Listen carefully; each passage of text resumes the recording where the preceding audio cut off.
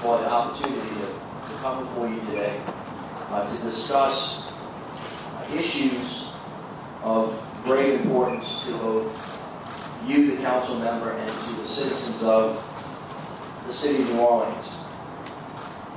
We have, as a team, been through a lot together. 1,062 days ago, we came together to begin this administration.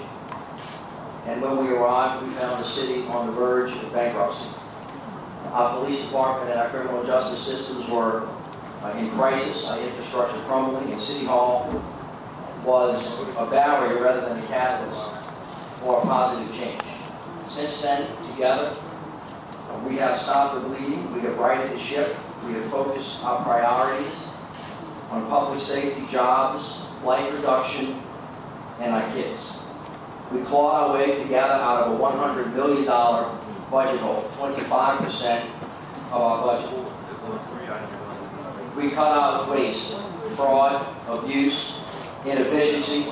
We got rid of credit cards, take-home cars, contracts, big and small. We reorganized departments and functions. We prioritized our spending based on citizens' requests and input from the public. And together, through sound budgeting practices and by making tough choices, your city government is spending $40 million less today than it spent in 2009, the year before we got here. We balanced the books as the law required, but we didn't stop there. As the mayor of the city and the chief executive officer, I'm responsible for making sure that the city actually works. The Public Belt Railroad was off the tracks. It was broken. We reorganized it. We fixed it. And now it's making money again. NORD was struggling, so we reorganized that.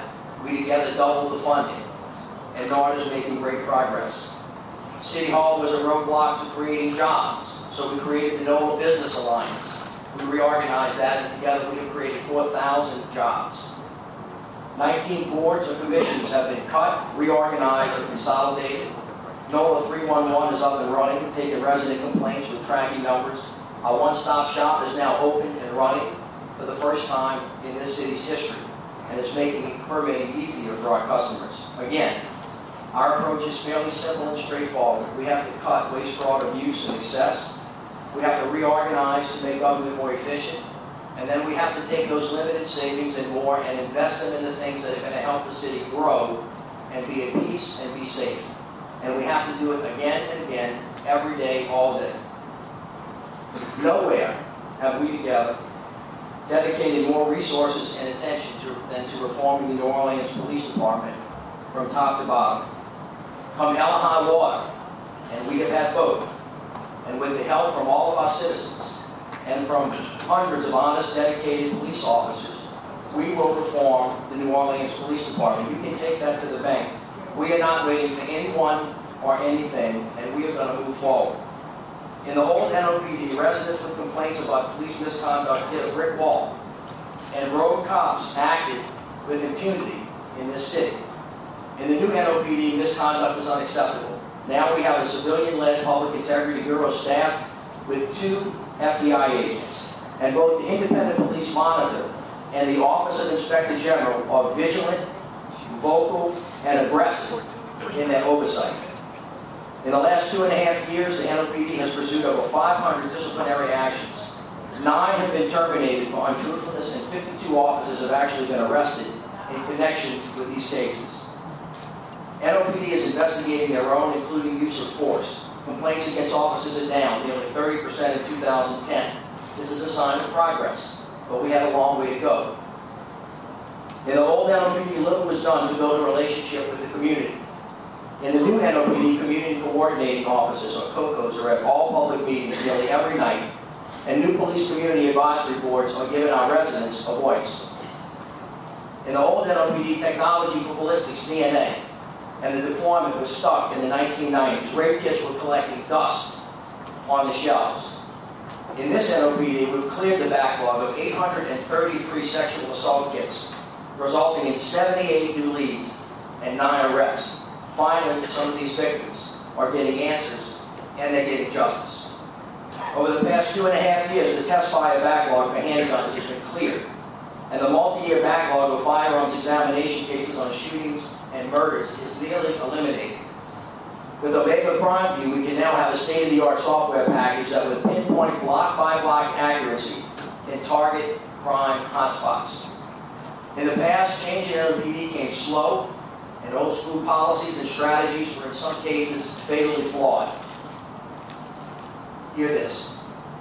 In the new NOPD, racial profiling is unacceptable and will not be tolerated. Training and constitutional stops will be, and will continue to be made.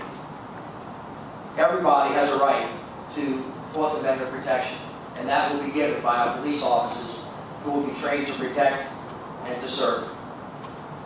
We've reorganized the districts and doubled the number of detectives working in the Homicide Bureau. The innovative Project Safe Neighborhood has made over 790 cases against dangerous armed criminals, and the department has greatly improved evidence management, launched a new domestic violence initiative, and significantly raised the bar for hiring and training new police officers. We've reinstituted a minimum 40-hour annual requirement of in-service training. We're training and promoting classes of officers. In 2012, NOPD began the transition of its entire operations and policy manual to the Lexicol policy model. This will ensure that our employees have the most up-to-date and current policies at their fingertips to advance their professionalism, confidence, morale, and, most importantly, service to the public. And we've begun to overhaul the pay detail system, which is now being led by a civilian outside of the police department. This is the new direction of the NOPD. Now, everybody knows that our problems were not created overnight, and change, unfortunately, takes time. We've made huge progress, but as I have said, and all of you know, we have a very long way to go. Regardless of what is happening with the consent decree fight in federal court, there should be no confusion that we will move forward, full steam ahead, and we will reform the New Orleans Police Department. The people of the city deserve no less. That is why last July I stood proudly with Attorney General Eric Holder to sign a consent decree to outline these NOPD reforms. But a separate consent decree with the Orleans Parish Sheriff's Office is undermining our ability to move forward with the police department consent decree. Even worse, the Orleans Parish Sheriff's Office consent decree and the resulting lawsuits could spell catastrophe for our city's precarious budget situation. So today I want to explain where we are and discuss what it will take us to move forward. Now, consent decrees between cities and the federal government, unfortunately, are common. But there is a common thread with the ones that work. They're the result of a good partnership. In New Orleans, we have a lot of them. Actually, we have 6 current or pending consent decrees that require changes in city budgets and city operations. They've been in place for years, dealing with juvenile justice, the leaky sewer system at the Sewage and Water Board, handicap accessibility in public spaces, the Housing Authority of New Orleans, which is under federal receivership as we speak, and now the NOPD and the OPSO, 6. During our administration, we've made great progress on satisfying the requirements of these consent decrees. In fact, the Department of Justice and a federal judge have just released us from the consent decree regarding the operations and the facilities of the Youth Study Center. We are in the process, after years of negotiation and partnership, of building, designing, and operating a state-of-the-art juvenile justice facility in this city. We have also just been told that we're in compliance on a consent decree related to the Americans with Disabilities Act. Plus, last winter's sewer and water rate increase will help pay for the desperately needed repairs required by the consent decree that EPA has over the Sewage and Water Board. We have proven time and time again that together we can meet these tough standards, and that we're committed to seeing these transformations through when the partnership is equal and when it works. Now, knowing the state of the police department when I first came to office, I wanted the Department of Justice to be an asset and assistance in reforming the NOPD. That is why on day one, I invited them down here. And for 2 years, we worked with them hand in hand as partners. My team met with the Department of Justice in New Orleans and Washington, D.C. at least 24 times face-to-face, and for months participated in countless, innumerable telephone conferences and meetings to hash out a 492 detailed paragraphs of the police consent decree. I personally met with the Deputy Attorney General on numerous occasions and Attorney General Holder before agreeing to sign a multi-year $55 million, 492 paragraph deal with a commitment from the Department of Justice to help fund it, which, by the way, has not been forthcoming. And we went through an incredible budgeting process so that we together could prepare for it. It is the most expansive consent decree in the history of the United States of America. It covers everything at the New Orleans Police Department, from use of force to cameras and cop cars to constitutional policing. And we have a detailed plan to meet every obligation on time and on budget. With you, the City Council, as close partners, we cut and cut and cut and counted on pennies, taking the city's operating needs into consideration and citizen priorities that were given to us at community meetings until we had $7 billion to fund this year's cost of the police consent decree. And we had an opportunity to balance these costs with other priorities that are competing. That's called the democratic budgeting process. But while we negotiated in good faith and scrapped together the funds needed for the NOPD consent decree, the same Department of Justice lawyers were meeting separately across town with the sheriff concerning the consent decree for the sheriff's office. Now, you know all of this, but it's important for me to reiterate for the public at home. Under the laws of the state of Louisiana, the sheriff is an independently elected position and official. He has unfettered discretion to oversee the operations of the Orleans Parish Sheriff's Office from soup to nuts, and he could choose to call an election tomorrow to get approval to raise nearly $20 million in revenue through his law enforcement taxing district, of which he is the only member.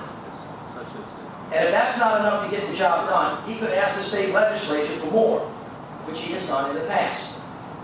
Understanding these facts, the Southern Poverty Law Center did not name the city of New Orleans in the lawsuit when they sued the sheriff's office, and neither did the Department of Justice. Indeed, the proposed consent decree written between the sheriff and DOJ regarding the prison speaks to policies, procedures, training, and management, among other issues, that neither I as mayor nor you as the city council have any authority, responsible, or control over. Despite these facts, and though we met with DOJ and the sheriff's office on numerous occasions, we had no involvement in negotiating this consent decree. For months, we repeatedly informed the Department of Justice and the sheriff that the city needed detailed information relating to the funding required by the consent decree. Our city has still not received today any detailed information relating to the cost of this consent decree.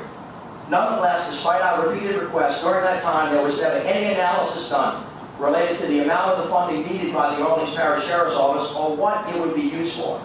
The only response we received was a demand of $17 million, or $18 million, or $19 million, or $22 million, or maybe even more, annually, every year, over and above what is already paid.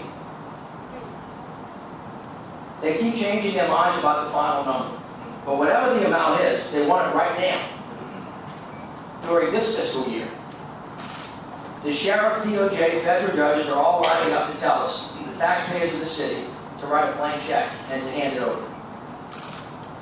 Now, as mayor, I was elected overwhelmingly by the taxpayers of New Orleans to balance and needs of over 317,000 residents and to make tough decisions about how very finite resources are allocated.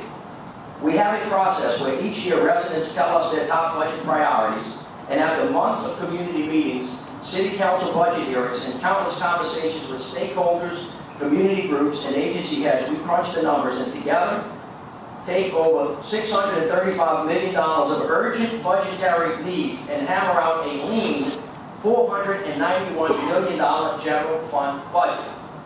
Let me say that again. We always ask to pay for more than we are capable of funding. That is why we have to set priorities to do so. it is not to say that the needs or the competing interests are not there. The effort by the sheriff, DOJ, courts, and others circumvent the will of the people. It perverts the legislative process and usurps the authority of the democratically elected mayor and the council of this municipal government. And that is why you have seen me fight so hard. We will not voluntarily write an ambiguous, unjustified sum of money to the Orleans Parish Sheriff's Office. This demand will not only hurt the average New Orleans resident, but will also likely fail to improve the conditions at the jail. After all, the problems at the Orleans Parish Sheriff's Office are deeply rooted. In 2005, 40 deaths in the prison. Last year, at least 9 escapes, and numerous reports are allegations of callous, unmanaged deputies deserting their posts, beating inmates, ignoring violence, and ignoring rape. These are the allegations. This is not acceptable. It is a fact that we all must be committed to constructing and operating a jail that protects even prisoners' constitutional rights. But to change the Orleans Parish Sheriff's Office, a fly-by-night approach will not work. After all, I cannot in good conscience ask the taxpayers of New Orleans for more of their hard-earned money without assurances that the money will be well spent. If it can be shown that more resources are needed at the Sheriff's Office, then I'm more than happy to have a discussion with you, the City Council, the Department of Justice, the people of New Orleans, who will ultimately write the check, just as we've done with the expenses for the New Orleans Police Department consent decree, the consent decree regarding our sewage and water system, and others. Indeed, we have followed the DOJ's advice, and by the early part of 2014, we will have a brand new jail. $145 million of investment, which will build us 1,438 beds, which will be state-of-the-art in the United States of America. We're on our way. These aren't easy problems to solve, but this is what we do together. We find a way or we make one. Now, much of our fate is in the hands of a few federal judges who can, if the thought crosses their minds, order all of our bank accounts seized and City Hall mortgaged.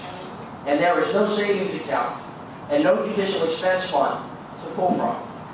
The bottom line is that both the Orleans Parish Sheriff's Office and the NOPD consent decrees cannot be paid for at the same time in this fiscal year without raising taxes or substantially gutting all aspects of city services, especially public safety. The taxpayers of this city elected us to represent their interests, to build budgets, and to operate city government based on their priorities. But with a swoop of a pen, a judgment can undo the major structural work that we have done together over the past 3 years. They absolutely have the power and they have the authority to do this. I fully recognize this. However, they are not burdened with the responsibility of setting priorities between competing and compelling needs that face us every day. They have the freedom to decide the case that is before them. I wish our lives were as uncomplicated. From my view, it's not so easy. We are responsible together for fitting it all into a basket that is too small. Federal judges have lifetime appointments.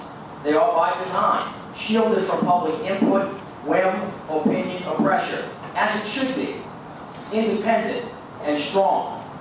But that is precisely why judicial deference and humility to the democratic process are so critically important to the proper functioning of a representative democracy as envisioned by our founding fathers. Put simply, it does not make any sense to lay off or furlough police officers and firefighters so we can hire more prison guards and pay them higher salaries. We are limited in what we can do. The impact of the Orleans Parish Sheriff's consent decree, if approved as written, will be felt across all departments, especially the criminal justice partners like the courts, the DAs, and others. If we are forced to pay a $22 million judgment tomorrow for OPSO, as requested, every poor service from grass and tree trimming, pothole filling, dangerous flag removal would be impacted, but none more so than public safety. What are our options should the unthinkable occur? We could furlough every city employee, including NOPD and New Orleans Fire Department, for at least 30 days in 2013. No one would be exempted. We would literally have to take police and fire protection off of the streets.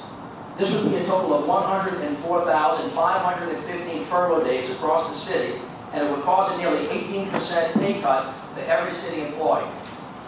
Furloughs are only a temporary solution, otherwise we'd have to continue this every year. We could also take the route to layoffs. To get to $22 million, we would need to lay off 779 city employees in 2013. A majority of the layoffs would come from the New Orleans Police Department and the New Orleans Fire Department. We would reach an all-time low for manpower in critical areas. It would be difficult, as you can see, to recover from this scenario. There's also a scenario where we can just cut every department's budget across the board. Another option. We could cut 57% of discretionary operating budget, leaving most departments without the ability to function. This means reduced city services across the board. For parking parkways, it means not cutting grass. For public works, it means not fixing streetlights or potholes. For most other departments, it means ceasing to exist except during office hours to answer the phone. Perhaps our most plausible option is some combination of the three. If we were to take into account furloughs, layoffs, and spending cuts, a more balanced approach, $22 million would require 17 furlough days for every city employee, at least 133 city employees, and a cut of 12% in other operating budget items. The furloughs would amount to a 1 day per pay period per city employee for the entirety and the rest of 2013. Now, some have questioned whether we're just blowing smoke or exaggerating. Some have suggested that this is just political theater. This is about math. We're not like the federal government. We cannot print money. And we're not like the state that has a rainy day fund. We are required by law to balance our budget, and our budget is just that, delicately balanced. There is no room for error, and we together, unlike every other government in this country, federal or state, live in a zero-sum world. If we're forced to pay a judgment of any significant amount during this fiscal year, we will be forced to make these cuts that will be real, they will hurt deeply, and they will throw our entire criminal justice system into disarray and force us to severely jeopardize public safety in our city. And we will have to take the money set aside for the police consent decree to pay for it. We cannot do both simultaneously as proposed by the Department of Justice. It is like trying to stuff a camel through the eye of a needle. And that metaphor, for me, this Holy Thursday. I pray that this does not happen. However, I would not be doing my job as mayor if I did not alert you to the possibility that a significant judgment may be imminent. And as I've said in the past, we must hope and pray for the best, but we have to plan for the worst. I do not bring this to you lightly. None of this that I spoke of today is acceptable to me, especially after all the work that we've done to reduce the cost of city government while improving services, especially after we've passed a balanced budget for 3 consecutive years and gotten rid of, for the first time in the history of New Orleans, our structural deficit.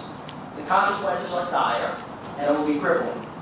The Department of Justice should drop its demand for an immediate increased appropriation in favor of a thoughtful approach to better manage the Orleans Parish Sheriff's Office operations.